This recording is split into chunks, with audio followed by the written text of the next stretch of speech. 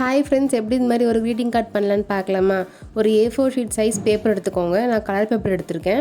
அதை நான் ஃபோல்டு பண்ணுற மாதிரி ஃபோல்டு பண்ணிக்கோங்க.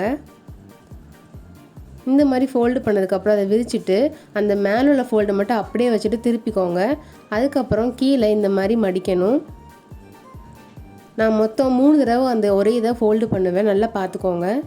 இந்த மாதிரி ஃபோல்டு பண்ணிவிட்டு அதை இந்த மாதிரி இழுத்துக்கோங்க. இழுத்ததுக்கு அப்புறமா நீங்கள் ஃபோல்டு பண்ணியிருப்பீங்கள்ல, அதுலேயே ஜிக்ஸாக்காக ஃபோல்டு பண்ணணும். நான் ஃபோல்டு பண்ணுவேன் பாருங்கள். இந்த மாதிரி ஜிக்ஸாக்காக நல்லா ஃபோல்டு பண்ணிக்கோங்க. ஃபோல்டு பண்ணதுக்கப்புறம் நல்லா ப்ரெஸ் பண்ணி விட்டுக்கோங்க. இந்த மாதிரி பண்ணதுக்கப்புறம் நீங்கள் ஆல்ரெடி ஃபோல்டு பண்ணியிருப்பீங்கல்ல, அந்த தடம் அதில் ஆல்ரெடி இருக்கும். அதுலேயே இந்த மாதிரி ஃபோல்டு பண்ணிக்கோங்க.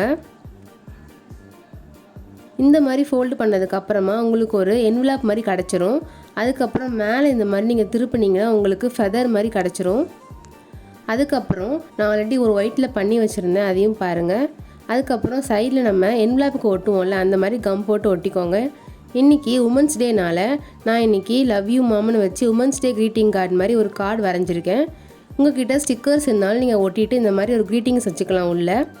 இந்த வீடியோ உங்களுக்கு பிடிச்சிருந்துச்சுன்னா லைக் அண்ட் ஷேர் பண்ணுங்கள். மறக்காமல் சப்ஸ்கிரைப் பண்ணுங்கள். Happy women's day. பாய்.